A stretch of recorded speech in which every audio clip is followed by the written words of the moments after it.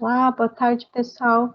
Então, hoje estamos aqui com mais uma palestra dos seminários do PPG Biologia da Unicinos.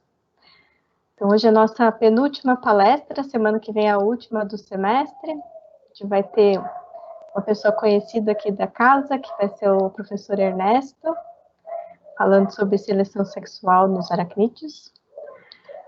Mas hoje nós temos um assunto muito interessante também. Estou aqui com a bióloga, doutora... nossa senhora, minha cabeça.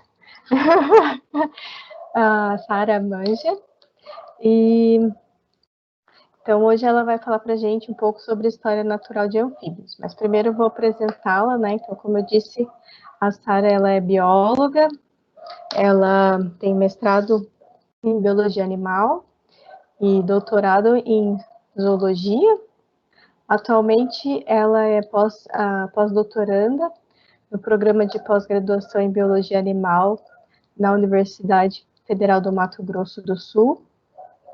E ela estuda, então, história natural, bioacústica, taxonomia e filogeografia de anfíbios. Além disso, também ela é divulgadora científica na iniciativa, que chama Herpetologia segundo as herpetólogas. E, então, a gente agradece muito por ter separado aí um tempo para vir conversar com a gente. Garanto que vamos ter várias pessoas interessadas hoje nos anfíbios. Muito obrigada, Sara, pela palestra, já de antemão. E aí, avisando, então, a gente vai responder todas as perguntas no final.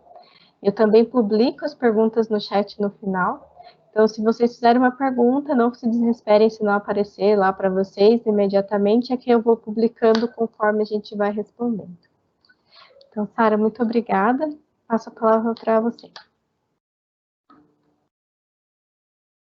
Ok. Obrigada, Patrícia. Nossa, gente, é um prazer estar aqui e principalmente falar sobre esse tema, né? Para mim é maravilhoso. Então, eu espero encantar vocês também aí no mundo dos anfíbios. Eu agradeço o convite de estar aqui hoje. Vou compartilhar a tela aqui. Vocês me avisam se está certinho. Só não está em tela cheia ainda, mas está vindo. Foi? Ainda não está em tela cheia. Deixa eu ver. Deu uma travada na tela aqui, peraí. Tá.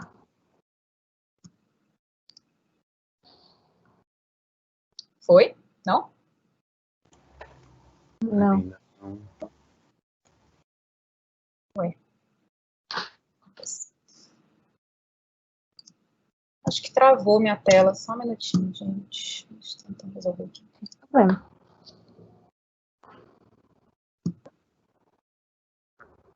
Não quer... Eu vou encerrar o PowerPoint e vou abrir de novo. Deu um probleminha aqui. Peraí.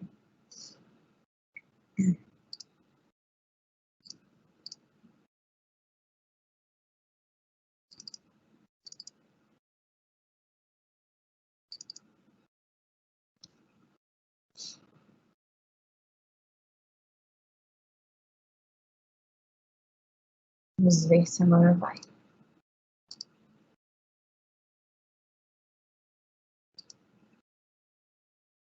Ó, apareceu, né? Só não tá em tela cheia. Tá. Só não está em tela cheia. Tá, vamos ver se agora vai.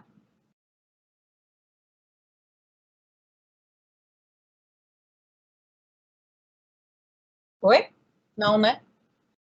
Ainda não. Gente, tá acontecendo.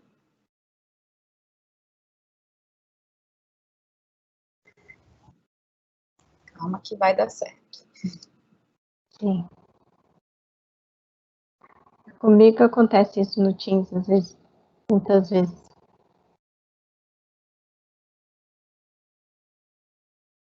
Acho que eu estava compartilhando só uma janela. Deixa eu compartilhar a tela inteira.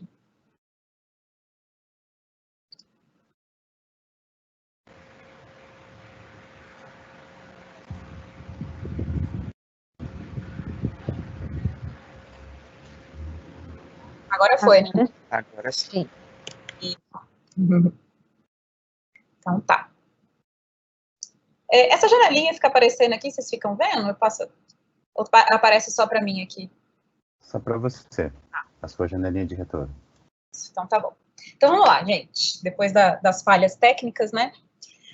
Então hoje eu tô aqui para falar sobre esse grupo maravilhoso, que são os anfíbios. Sou suspeita para falar, que eu trabalho com eles há 10 anos, né? Um pouco mais aí se contar o meu último ano da graduação, então são 11 anos estudando esses bichos, mais especificamente os anuros, né? E, bom, eu trouxe alguns aspectos aqui de história natural dos anfíbios, porque se eu for falar tudo que é interessante, eu fico aqui até amanhã, né? E a gente não tem todo esse tempo. Então, o que eu... Só um minuto, não quer passar. Deixa eu ver se vai aqui. Aí. Passou aí, né? Passou. Beleza. Então, o que eu trouxe para vocês hoje? O que nós vamos ver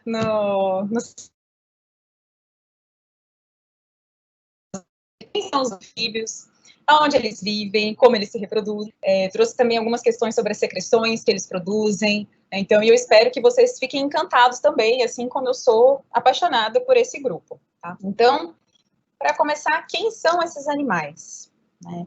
Existem mais de 8.000 espécies de anfíbios que estão distribuídas no mundo todo.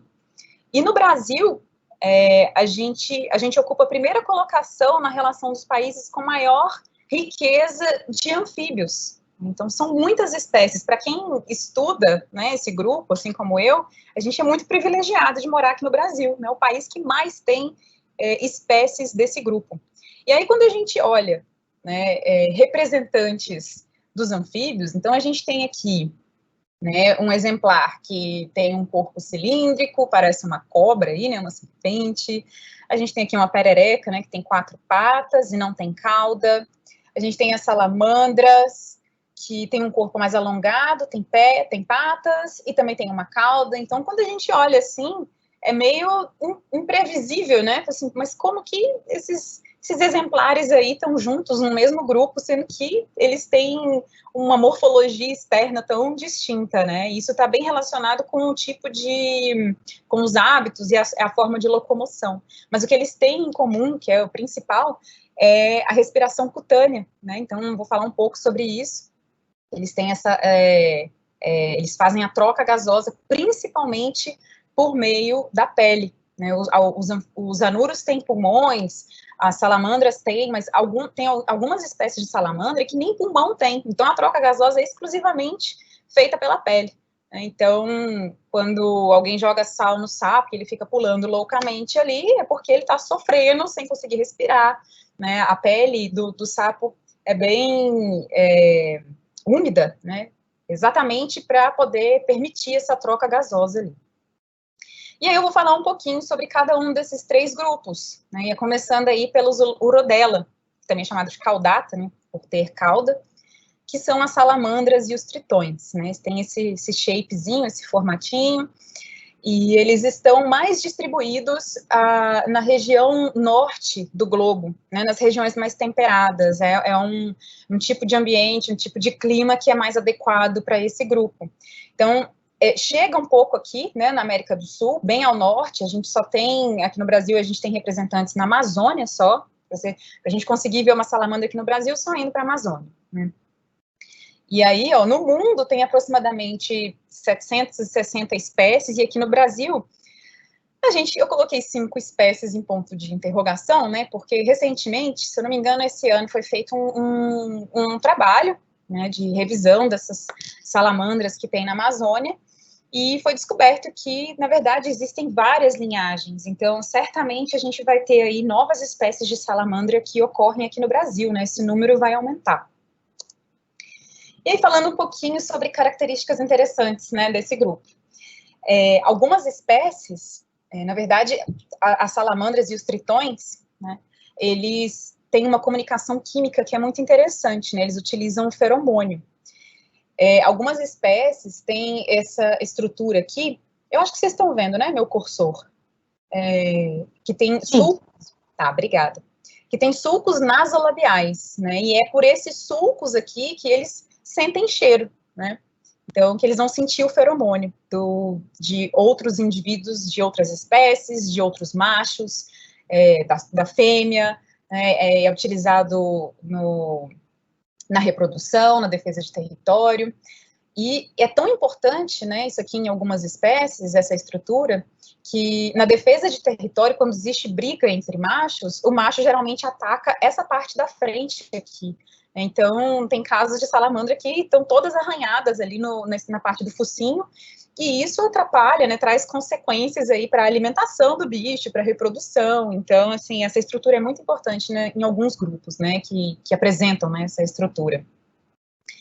E aí, falando do comportamento de corte, né, que é utilizado esse feromônio, eu trouxe aqui alguns exemplos, né, esse daqui, por exemplo, o macho, né, algumas espécies têm glândulas de feromônio na região do queixo, então ele fica esfregando essa glândula no pescoço da fêmea, né, e isso é para estimular a fêmea a liberar os óvulos.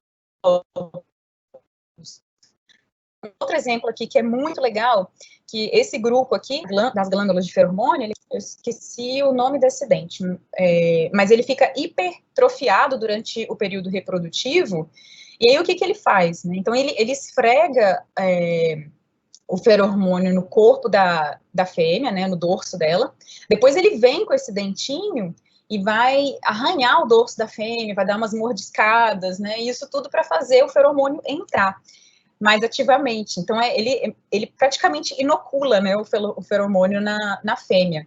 E aqui outros comportamentos, aqui, esse aqui eu acho que são glândulas na cauda, né, que ele esfrega na fêmea também. E aí, nas salamandras, né, depois de todo esse cortejo, aí, depois de todo esse namoro, como que é feita a fecundação? Ela pode ser feita de forma externa ou internamente, mas não existe cópula. Os machos depositam esses espermatóforos, né, que são sacos de esperma. Cada espécie tem uma estrutura diferente, né, um formato diferente de espermatóforo, e o macho deposita no substrato, né, no solo, na pedra, na folha, e aí depois ele vai guiando o corpo da fêmea para a fêmea sentar ali, né, ela coloca a cloaca e captura esse espermatóforo, aí é que se dá a fecundação interna, então sem cópula, né. E eles apresentam, né, um comportamento de cuidado parental, né, os adultos cuidam da prole, né, cuidam dos filhotes, eles depositam ovos, ou que dali vão sair indivíduos larvais, na fase larval, ou saem indivíduos de desenvolvimento direto, né, saem já a salamandrinha pequenininha do tamanho do adulto.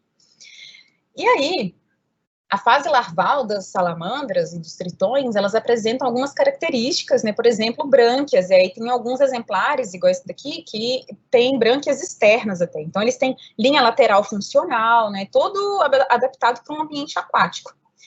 E acontece de ter pedomorfose em algumas espécies de salamandra, né, o que é isso? É quando o indivíduo já está adulto, mas ele ainda apresenta características de um indivíduo larval.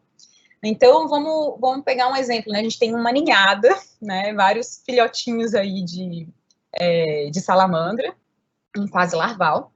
Aí, alguns indivíduos vão se metamorfosear num indivíduo adulto, e aí, na próxima estação, vai se reproduzir, beleza?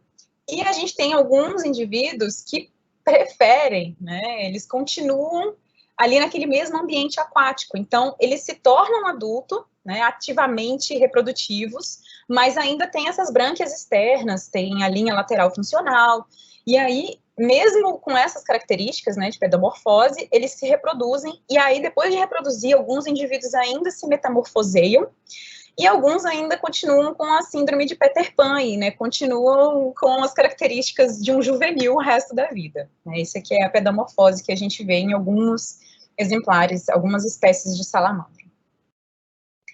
E aí, Sara, mas salamandra é tudo pequenininha, né? Não sei se vocês já viram isso daqui.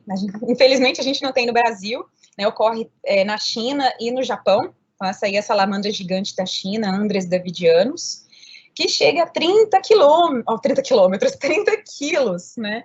e até chegam a mais de 1 metro de comprimento.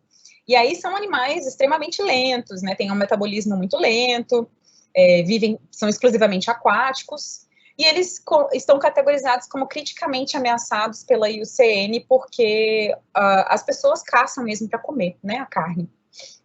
Então é isso, a gente tem um gigante aí. Eu não consigo imaginar eu em campo e achando uma belezura dessa aí, né? E aí, passando para o mundo das diminofionas, né, as cobras cegas, cecílias, que na verdade não é cobra, né, é um anfíbio. É chamado de cobra cega porque elas têm esse hábito fossorial, né, estão sempre debaixo da terra, e tem um olhinho bem pequenininho, elas são bem pegajosas, né, quando a gente segura uma gimnofiona, na verdade a gente não segura, porque ela escapole mesmo, a gente não consegue segurar, né, então ela é bem mucosazinha, assim, bem molenga, bem úmida. E aí, ao contrário das salamandras, né, elas ocorrem na região tropical, né, então mais ao sul do globo. Né, então a gente tem aqui no Brasil, né, e existem aproximadamente 213 espécies distribuídas no mundo, e aqui no Brasil a gente tem mais... Falando mais ou menos, né, porque cada dia, a cada mês, né, são descritas novas espécies, principalmente de anuros. Então, esse número só vai crescendo. Então, a gente tem uma riqueza gigantesca que a gente não tem noção mesmo, né? Tem vários sapinhos aí escondidos no folhiço esperando para serem descobertos. Como que se dá a reprodução, né, das diminofionas? Elas podem ser ovíparas ou vivíparas, e no caso de vivíparas, elas têm essa característica muito legal que é a nutrição larval, né? Então, um exemplo aqui, ó, quando está no período reprodutivo, né, a fêmea, a epiderme dela cresce, né, eu não sei dizer especificamente a quantidade, né, como é que funciona, que não é muito minha área, mas fica mais espessa, fica mais grossa, e aí os filhotes, né, você vê aqui, ó, dá para ver os filhotinhos mordiscando, né, eles comem essa epiderme, então eles se alimentam da pele da mãe, então é um tipo de cuidado parental. E existe cópula nas diminofionas, né? O falodeu é o órgão copulatório dos machos, que é uma expansão da cloaca, e aí é feita a fecundação interna. E aí chegamos, né, nos anuros, que são os meus queridos, os sapos, as rãs e as pererecas, eles não têm cauda, e o que mais me fascina nesse grupo é a comunicação acústica. Eu vou mostrar para vocês que existem vários tipos de canto que eles podem emitir. Macho emite canto, fêmea, juvenil, até mesmo girino emite canto. E eles são praticamente cosmopolitas. Né? Ele só não ocorre aqui nos polos, né, e nas áreas desérticas. Mas aí fora isso, a gente encontra sapo, rã e perereca em todos os lugares. Daí o legal de se trabalhar com esse grupo. Aqui é bem legal, eu não vou falar isso mais para frente, então eu já vou colocar. Não sei se vocês já viram que alguns machos, né, esse aqui é um Leptodactylus sifax, esse aqui é um macho, e durante o período reprodutivo, ele tem esses, queratinizado, né, esses espinhos, que é no momento do amplexo, né, que ele abraça a fêmea, esses espinhos apertam, né, no dorso da fêmea, que induz ela a liberar os óvulos. E é bem legal, a gente só vê isso no período reprodutivo. Então, vamos lá, ó, no mundo a gente tem mais de 7.200 espécies, e aqui no Brasil, 1.100, mais espécies que estão sendo descritas diariamente, né? Essa aqui mesmo é um exemplo, é uma espécie que a gente está descrevendo, é de Santa Catarina, é um Brachycephalus, e aí eu quero chamar atenção para o tamanho, né, que é um macho adulto, ó, do tamanho, menor do que uma unha, né, de um homem. Então, a gente tem uma diversidade de cores e tamanhos e vocalizações, né, gigantesca. Então, a gente tem um macho tão pequenininho igual o Brachycephalus, e a gente tem esse Conrau agolia, que é a rangolia, que só ocorre na África. Então, ela chega a 40 centímetros e chega a pesar 3 quilos. Então, você vê aqui, ó, no colo de uma criança, né, é um petzinho, né, bem grandão. Então, você vê que não é ilusão aqui de fotografia, ele realmente é muito grande. Então, a gente tem esses extremos aí nos anuros também. Então, agora acho que eu vou gastar mais, não tenho certeza, vou gastar mais tempo falando dos anuros, né, que é um grupo que tem vocalização para a gente falar, então tem outras questões aí para eu abordar. Então, vamos gastar um tempinho maior falando sobre a história natural desse grupo. Primeiramente, né, falando também, os salamandras também passam por essa metamorfose, mas é muito incrível a gente ver isso nos anuros, né, eles passam por essa drástica transformação. Então, eles passam de indivíduos larvais, né, que são herbívoros aquáticos, para adultos carnívoros. E durante o período, né, fase larval, que é o girino, totalmente aquático, e aqui no meio do caminho, né, como um imago de Aplastodiscus leucopídeos, é uma espécie endêmica da Mata Atlântica, até se tornar um indivíduo adulto, né, e essa cauda, ela vai sendo consumida, né, vamos dizer assim. O gasto energético, antes de eu começar a estudar os anfíbios, eu achava que ele perdia a cauda, né, partia aqui. E não, né, é um gasto energético gigantesco se o sapo for perder essa cauda. Então, ele vai consumindo, né. E é nessa fase aqui de mago que eles são mais predados, porque ele nem consegue nadar direito, porque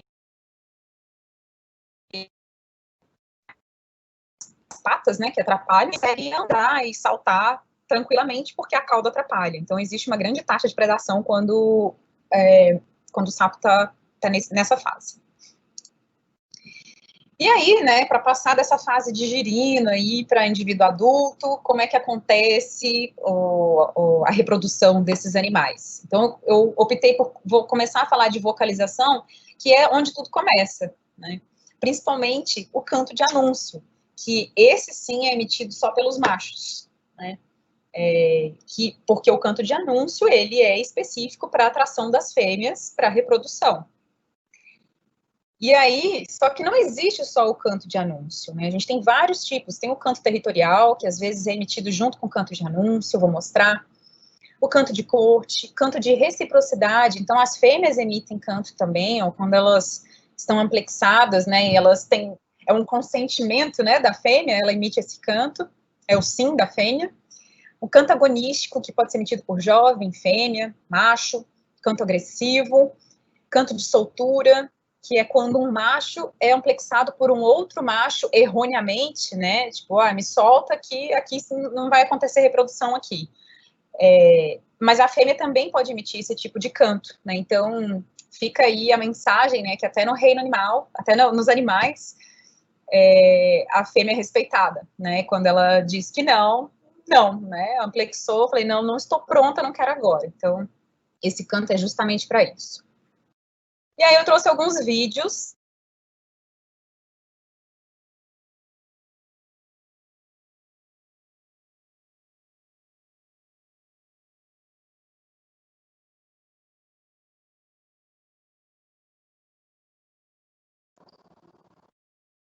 Sara, acho que travou seu vídeo.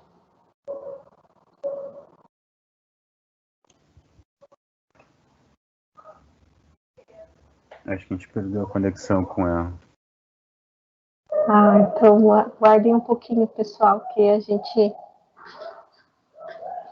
ela já deve voltar.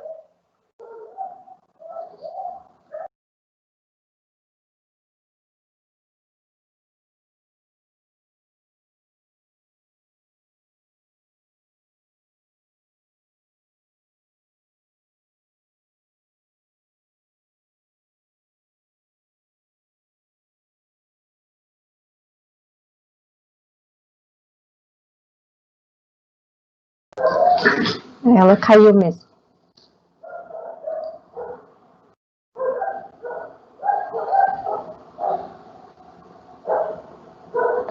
Bom, pessoal, a gente já vai ficar aguardando um momento para ver se ela consegue, então, voltar. Enquanto isso, eu vou pensando aí se vocês têm perguntas sobre os anfíbios, as coisas que ela falou até agora, então. Vamos aguardar.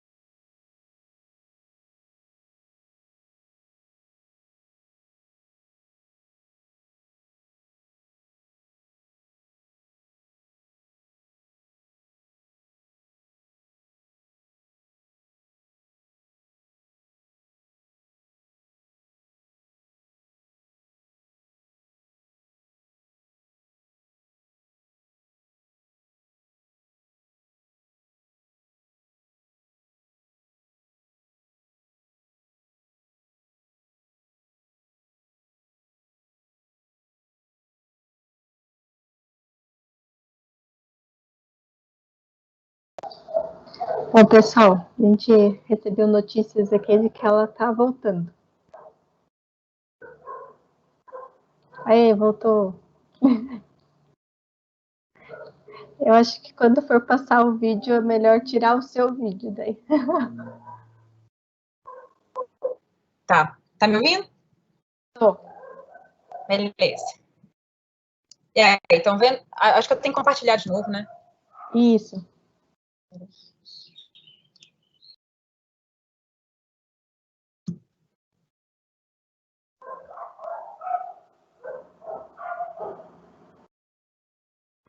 Acho que vocês podem passar para isso. Peraí. Ok. Então, vamos lá, vamos tentar de novo.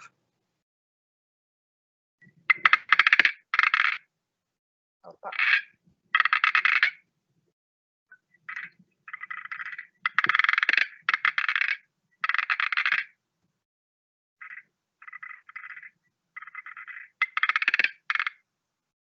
Deu certo?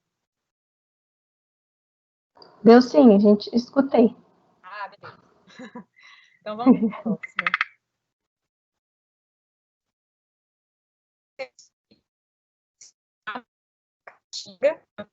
Lá, esse ano, fevereiro de 2020, e ele tem um pulmão.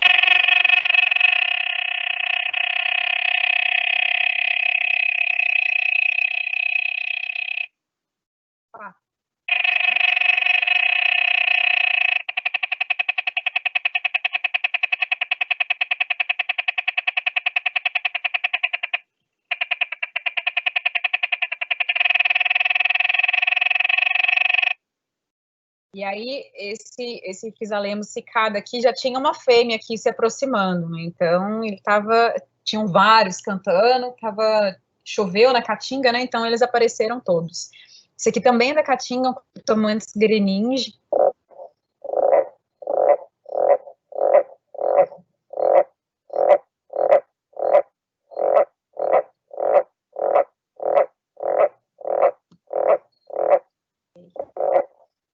Aqui é 1 minuto, né? A gente tem no Brasil inteiro.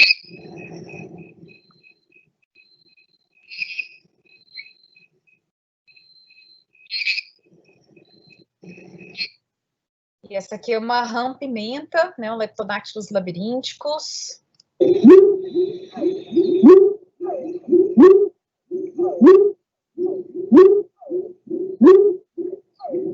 E deu para ouvir um Physalemmus cuvieri também no fundo, né? Uma rã-cachorro. Esse vídeo eu fiz tem 2 semanas, né? Que eu estava em campo lá em Goiás. Então, choveu e aí fica um monte de bicho cantando e é muito legal ir para campo e observar isso de pertinho, né? E aí, vocês observaram, né, que esse canto de anúncio, ele é espécie específico. Cada espécie tem o seu canto. Peraí. Aqui. Cada espécie tem o seu canto específico para atrair a fêmea. Talvez esse canto seja muito semelhante e aos nossos ouvidos, né, a gente não consiga distinguir só ouvindo, né, mas a fêmea, né, certamente entende qual que é o canto da espécie. E o canto de anúncio é um importante caráter taxonômico, por ser espécie específico. E aí eu trouxe um caso aqui bem legal. A gente tem, é um Physalemmus olferse, né, esse daqui, e vou colocar, morfologicamente ele é muito parecido, né, parece, assim, a mesma espécie, esse aqui ocorre em uma região, esse daqui ocorre em outra região, na Serra da Mantiqueira. Esse indivíduo aqui é lá de Viçosa, né, em Minas Gerais, e aí morfologicamente é muito parecido, vou até passar aqui, ó, então, mas a gente sabia que não era um olferse por causa do canto, né? Então eu vou colocar para tocar aqui o canto do olferse, como é que é.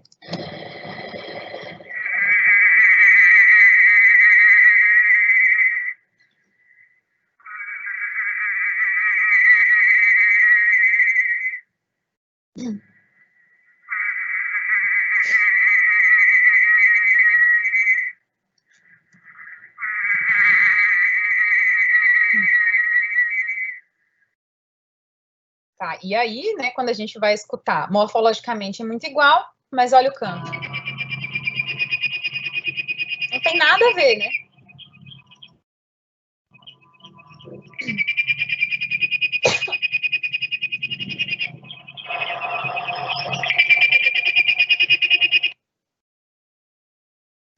E aí, né, uma amiga minha, até a Carla Cassini, fez um trabalho, né, de mestrado envolvendo esses bichinhos, e aí ela descobriu, né, que realmente isso daqui é uma espécie nova. Tem uma característica morfológica, se eu não me engano, é um calo que tem no pé, eu não me lembro agora. Mas, assim, são totalmente crípticos, né, são muito parecidos, e o canto é muito diferente. E aí ela chamou de Physalenus feioi. Nossa, tá errado aqui, hein, gente? É um L só. Relevem.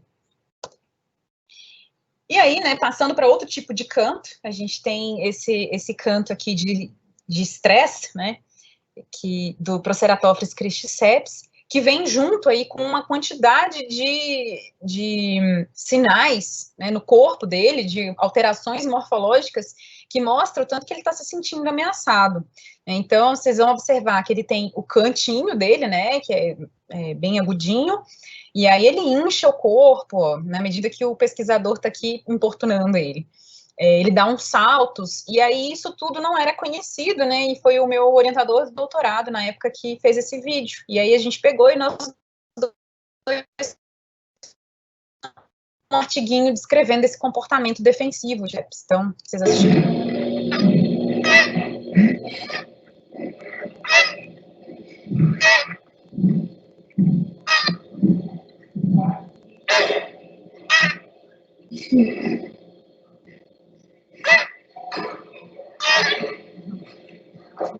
Opa, passou. Aí um outro tipo de canto, né, o canto de território. O legal das filomedusas por Maestre, acho que de outras filomedusas também, né, é que elas cantam junto, né, ao mesmo tempo que ela emite o canto de anúncio, ela solta ali depois o canto de território também, defendendo o território dela. Então ela já faz duas coisas ao mesmo tempo. Então vou colocar aqui para tocar, vocês vão ver que tem o inicial, que é o canto de anúncio, e tem o depois, que é o de defesa de território.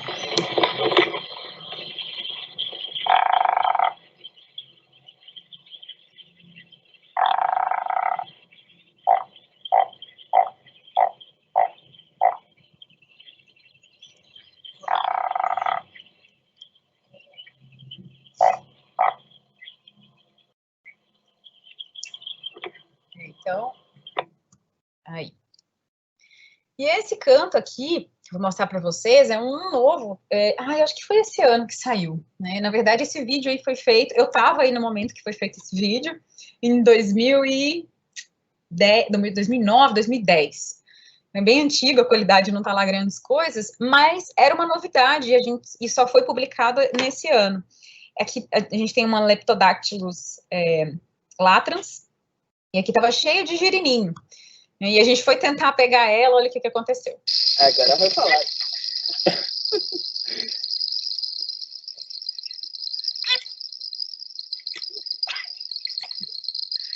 Tadinho. Olha aqui. Pega ela, Diego.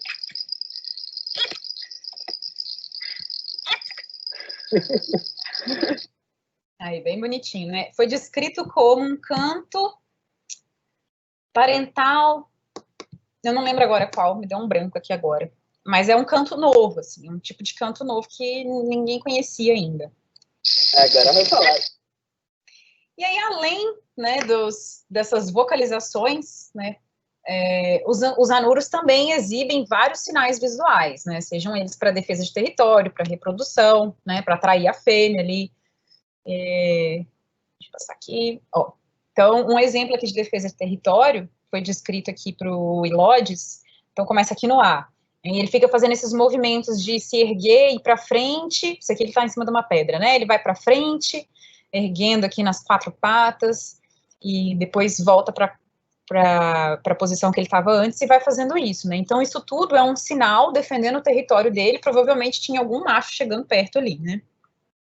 Esse aqui é uma fêmea, né, e um macho, então, na verdade, eu não sei se, não sei, eu acho que é um casalzinho aqui, agora não tenho certeza. mas isso aqui também é feito para atração de fêmeas, né, mostrar partes do corpo. Então, depois, né, desse namoro aí também, de chamar pelo canto, de emitir sinais, vem o comportamento reprodutivo, né, quando realmente, de fato, a reprodução acontece. E a gente tem algumas espécies que têm um comportamento reprodutivo que é explosivo. Então, assim, chove muito e elas saem para se reproduzir loucamente e depois não tem mais nenhum. Então, às vezes, você vai lá numa noite, tá desse jeito, na próxima noite não tem mais ninguém aqui fazendo festa nenhuma. E aí, isso daqui foi na Serra do Brigadeiro, né, lá em Minas. Isso aqui era uma lagoinha do lado dessa lagoinha, eram duas lagoas diferentes. Então, a gente tinha aqui um Chiasmocleis, né, então vários aqui. Saíram esses aqui nas fotos, ó, mas tinham muito mais. Esse bichinho aqui. E aqui a gente tem uma Synax, ó, esse bichinho aqui amarelinho, tá vendo? Cada pontinho amarelinho desse é um macho, porque a fêmea é mais amarronzada. Então, a gente tá vendo só machos aí. E tudo isso aqui cinza é desova. Então, assim, foi tanta desova numa noite que juntou as desovas de todo mundo. E aí, nesse caso, né, as espécies que têm esse comportamento reprodutivo explosivo, elas até cantam, mas elas não estão nem aí para defesa de território, né, não fica emitindo tanto sinal assim, porque tá todo mundo ali na loucura, todo mundo querendo se reproduzir, e não dá tempo de ter um gasto energético de ficar investindo, né, todo mundo reproduzindo. E aí, contando toda essa historinha, né, o que a gente viu? Então, o macho canta, né, aí a fêmea vem pela atração pelo canto de anúncio, né, e aí acontece o amplexo. E aí, quando acontece esse amplexo aqui, a reprodução que é externa, né, a fecundação é feita externamente no ambiente, então o macho dá o abraço na fêmea, para ela liberar os ovos, e ele libera, né, uma espuma de espermatozoides, onde a fecundação vai estar no ambiente. E aí, porque a gente tem essa diversidade aí de espécies, né, essas riquezas de espécies de anfíbios, de anuros, os anuros têm 39 modos reprodutivos, né, número de modos reprodutivos, eles só pedem para os peixes. E os peixes, né, têm uma riqueza muito maior, tem muito mais espécies de peixes do que de anfíbios. Então, quando você faz essa comparação, é muito modo reprodutivo, né? Então, aqui a gente tem algumas pranchas aí que mostram alguns desses modos, né, que é desova em ninho de espuma, desova em folha pendente, que aí forma uma gelatina, e aí os girininhos, né, as larvas vão caindo na água. A gente tem aqui a pipa-pipa, né, que carrega os ovos no dorso. Então, tem muitos tipos. Aí aqui algumas fotos, né, de alguns exemplos. Então, o girininho aqui, ó, no ninho de espuma, né, aqui a gente tem fisalemos fazendo esse ninho de espuma, em reprodução em bromélia também, aqui alguns exemplos, ó, em folha, né, pendente. Então, à medida que o embrião vai se desenvolvendo, ele vai pingando, né, no corpo d'água, né, que tiver embaixo. E aí desova em panelas, né, isso aqui é uma Boana Faber, e o macho constrói essa panela aqui, ele fica cantando, né, emitindo canto de anúncio aqui, de dentro dessa panelinha, e aí é bem bonitinho, a fêmea vem, inspeciona essa panela aqui, e se tiver tudo certo, aí ela se mostra receptiva, e aí eles né, têm um amplexo e eles se reproduzem. Aí tem desova em cordão também.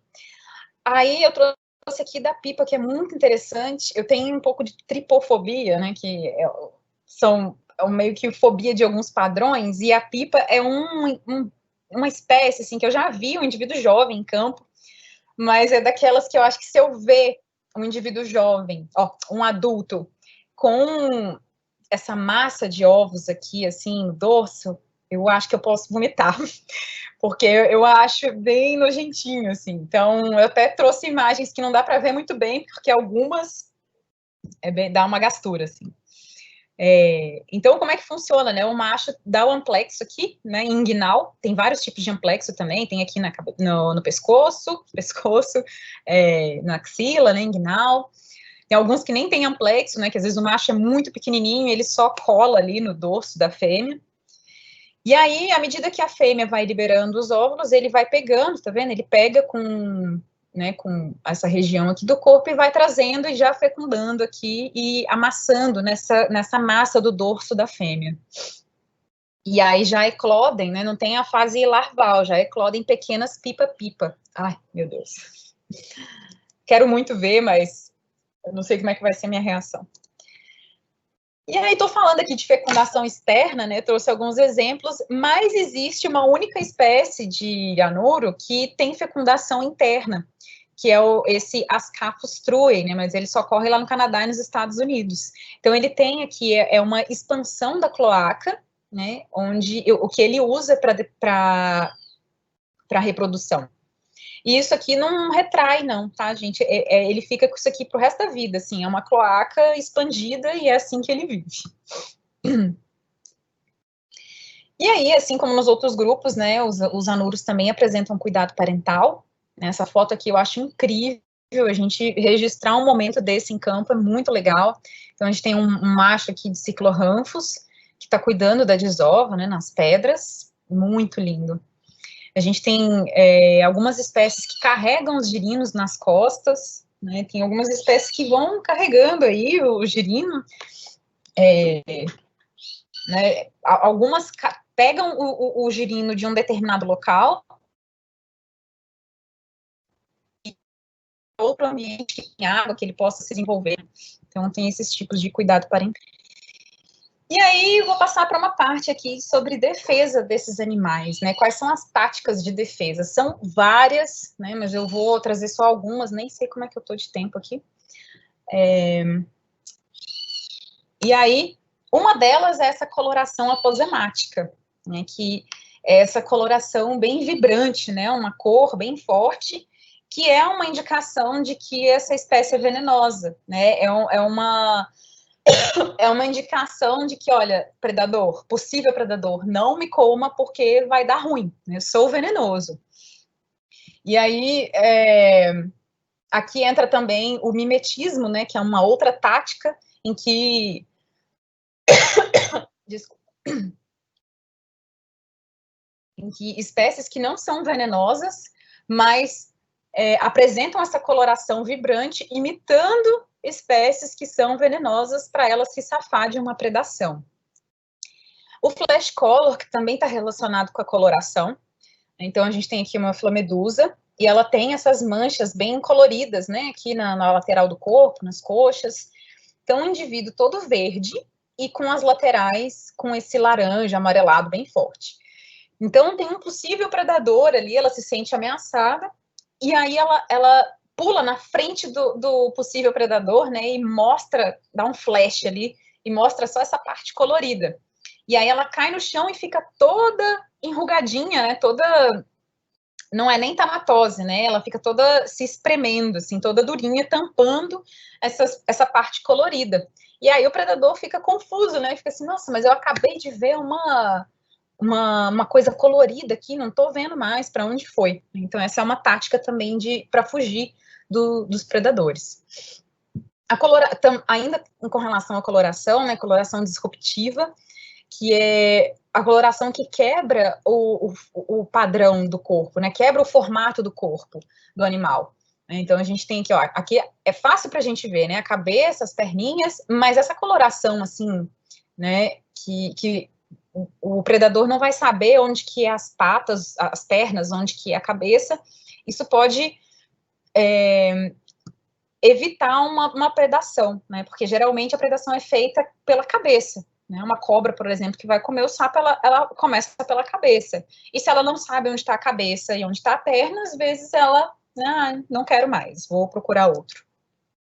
A gente está falando de anuros, né, mas aí eu trouxe essa coloração disruptiva para a salamandra aqui também, que é bem legal, né, quebra o contorno do corpo, não dá para saber onde começa e onde termina.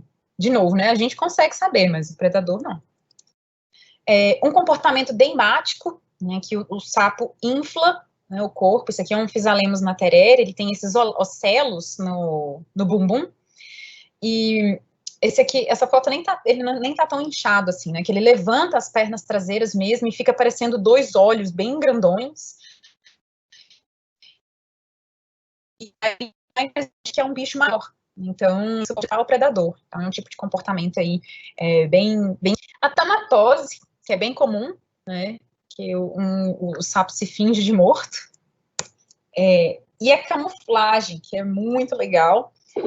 O animal se camufla no meio das folhas. Eu não sei quem já viu essa imagem, mas aqui tem um sapinho escondido. Como vai ser um pouco difícil da gente interagir aqui, eu não vou perguntar para vocês onde que tá, né? Eu já vou entregar. Mas daí 5 segundos para vocês verem se vocês acham.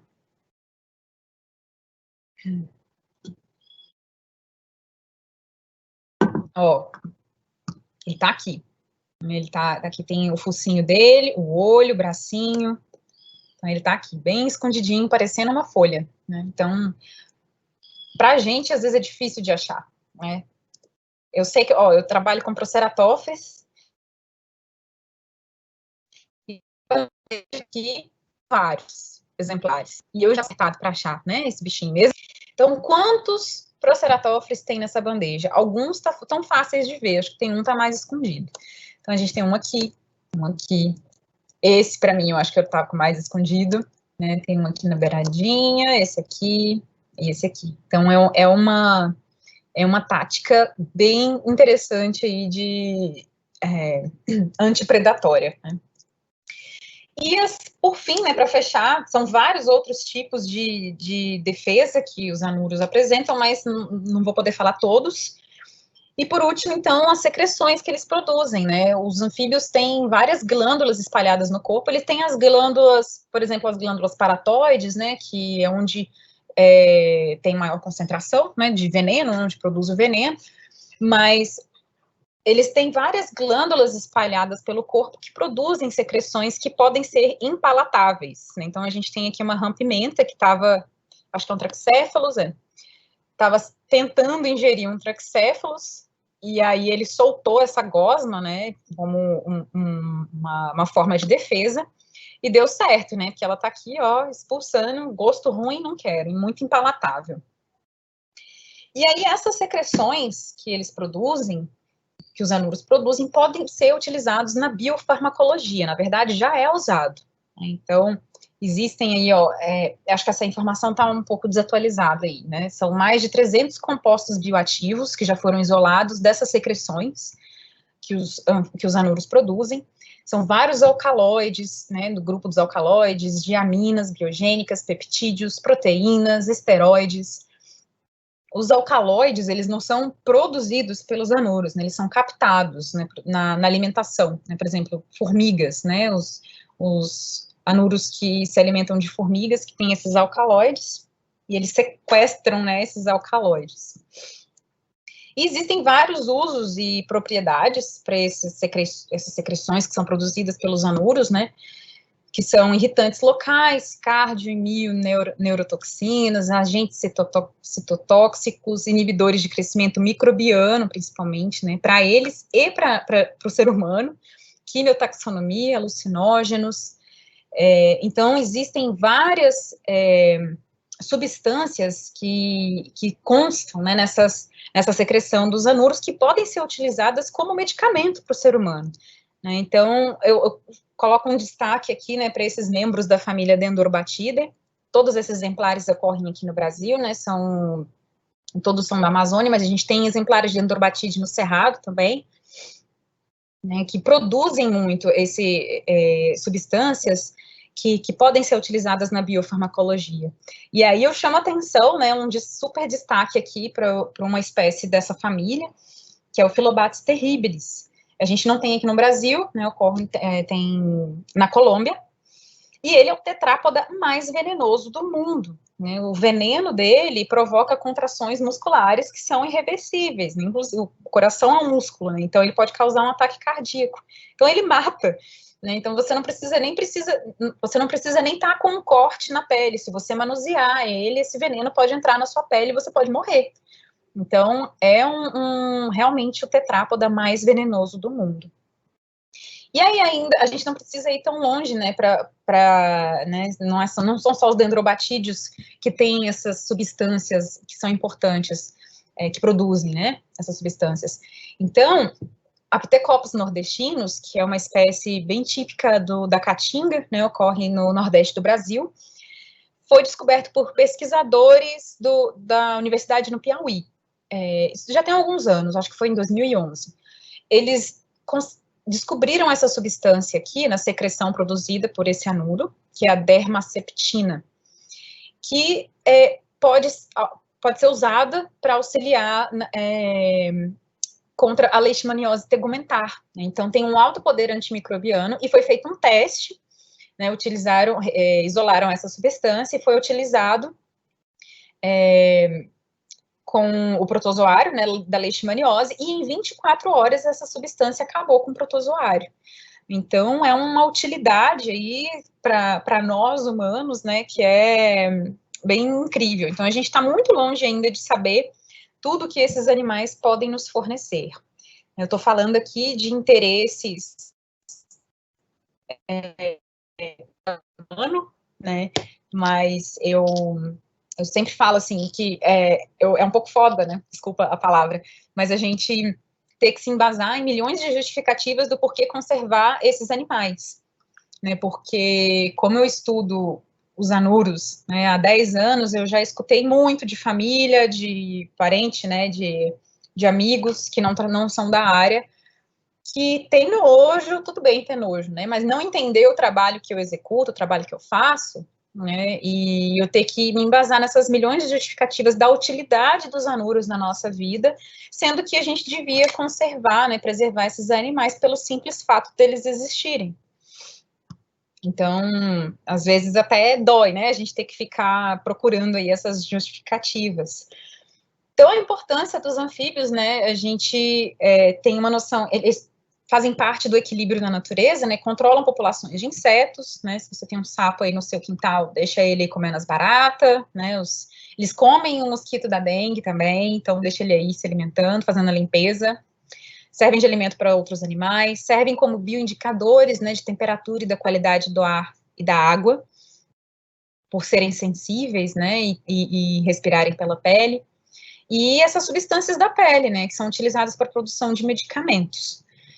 São importantes, mas como eu disse, né, vamos preservar pelo simples fato de existirem.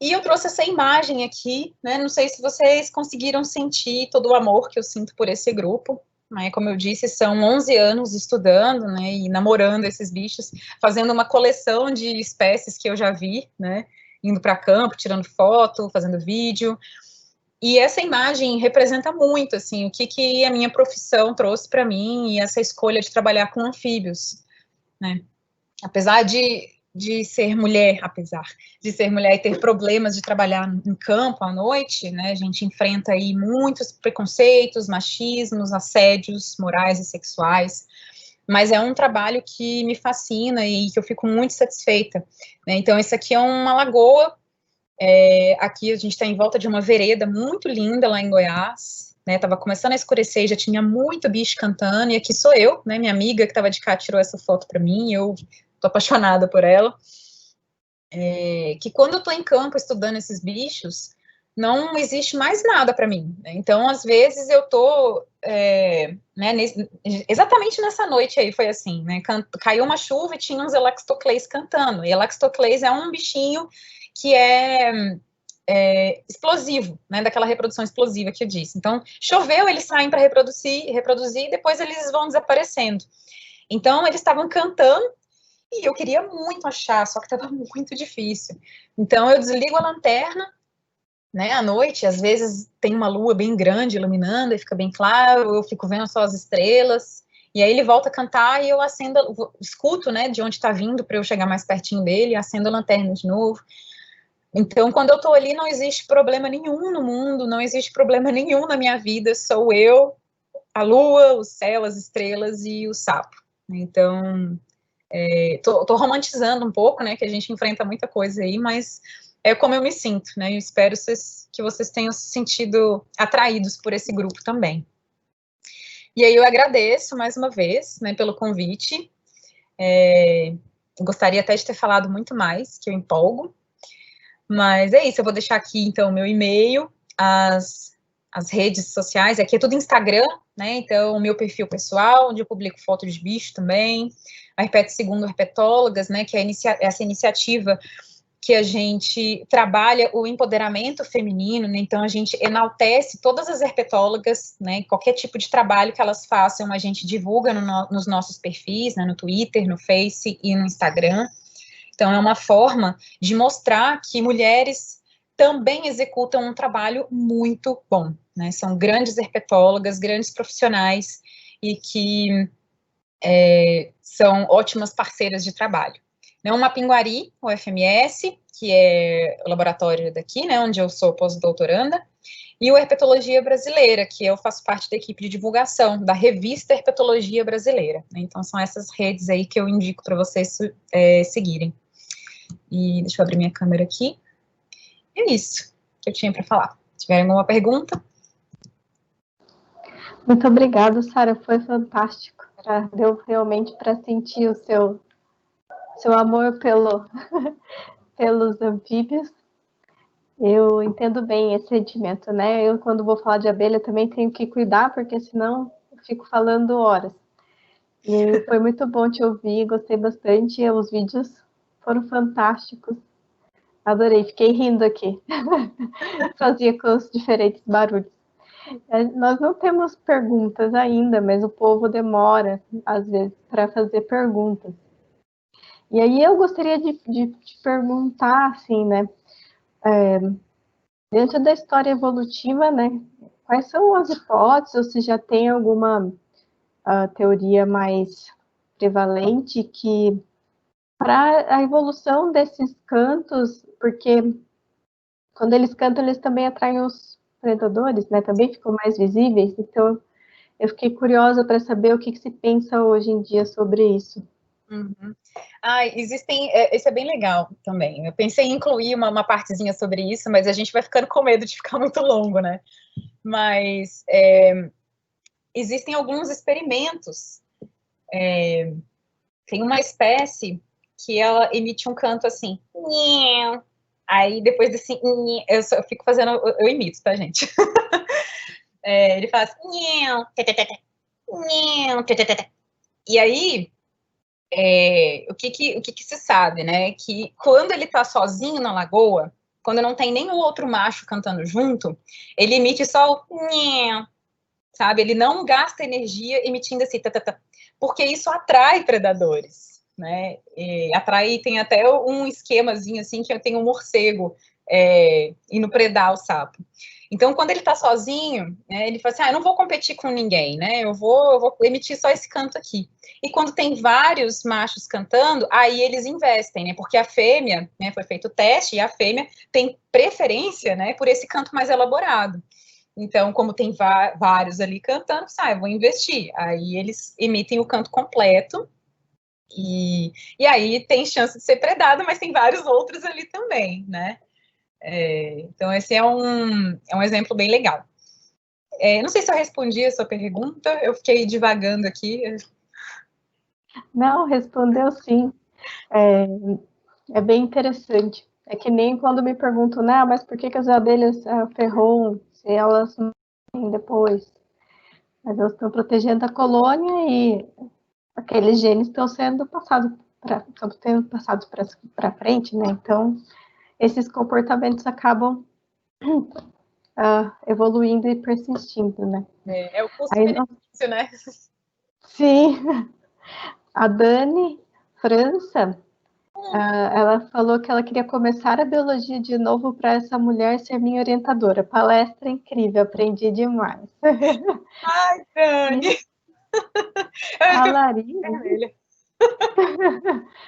A Larissa, que é a nossa coordenadora, a professora Larissa, aqui do PPG da Biologia, ela diz parabéns, sensacional. Como foi o início da sua carreira? Eu cheguei atrasada. Acho que eu nem sei se eu contei, né, assim, o início da minha carreira, assim, eu comecei na graduação, né, para quem está ouvindo aí que é da graduação, ó, eu fui experimentando, né, você não tem como você saber se você vai gostar ou não de uma área sem você participar. Então, durante a graduação, eu tive vários ICs, participei como voluntária de projetos também. Então, eu trabalhei por muitos anos com formigas, tive um projeto de extensão também de taxidermização, da criação de um museu, né, de zoologia lá da universidade, onde eu estudei. E no último ano é que eu decidi trabalhar com anfíbios, né? Eu falei, não tô afim de formiga, não, eu tô no meu último ano. E aí, assim, o primeiro obstáculo que eu tive, que eu tive que enfrentar, é que eu tenho muito medo de escuro. Então, como que você vai trabalhar com anfíbios no mato à noite se você tem medo do escuro? Esse medo do escuro é medo do desconhecido, né? Que a gente não enxerga. Então, os primeiros campos foram hilários, né? Eu vou falar que não foram terríveis, não foram hilários, porque eu ia com uma lanterna gigantesca, porque eu queria iluminar tudo, que eu tinha medo, né? Então, foi bem interessante, assim. E aí, quando eu fui fazer o meu mestrado em Viçosa, eu vi que meu mundinho era muito pequeno, né? Eu cheguei lá, eu falei, muito bicho. Eu fiz uma lista de impacto da cidade onde eu morava. Eram 13 espécies. E eu não tinha noção da magnitude, né? Eu não tinha noção de que tinha tanta espécie diferente, que cantava diferente. E fui fazer esse primeiro campo lá em Viçosa, na Mata Atlântica, né? Num período chuvoso. Muitos bichos cantando, e eu não tinha a menor ideia do que era aquilo. E aí foi ao mesmo tempo que foi um baque muito grande, que eu percebi que eu não sabia nada. Foi emocionante, né? Porque eu percebi que, nossa, eu tenho muita coisa para aprender, né? E aí, até hoje, tem muita coisa que eu não sei, muita mesmo. Eu sei que eu sei menos do que eu deveria saber, né? Mas a gente está aí sempre estudando. Eu acho que é isso. O início da carreira foi esse. Depois eu fiz o doutorado na UFPB, na Paraíba, e cá estou eu na UFMS, né, em Campo Grande, Mato Grosso do Sul, fazendo pós-doutorado, não sei até quando, né? Eu estava conversando com a Patrícia antes da gente entrar aqui, que eu gosto muito dessa vida de pós-doc, né, de poder trabalhar nos meus artigos, nas minhas pesquisas. Eu dou aula, eu oriento aqui no programa, então é muito agradável. Mas é instável, né? Então a minha bolsa vai até fevereiro. Estou aplicando aí para outros pós-docs, mas como eu disse para a Patrícia, de 10 que a gente tenta, a gente consegue 1. Então, assim, eu já tenho uma lista aqui dos que eu estou tentando, né? Mas uma coisa que eu acho bom da biologia é isso, né? Que a gente sempre acha que a gente sabe pouco em relação a tudo aquilo que a gente pode ainda aprender. Eu acho que isso é uma coisa fascinante na biologia, provavelmente em outras áreas das ciências também, né? Mas acho que isso é uma coisa boa de ser cientista. A gente sempre tem coisas pela frente, né? Nunca vai ter monotonia na vida. Porque isso é bom. E eu sou taxonomista, né? Então, assim, o meu trabalho é descrever espécie também.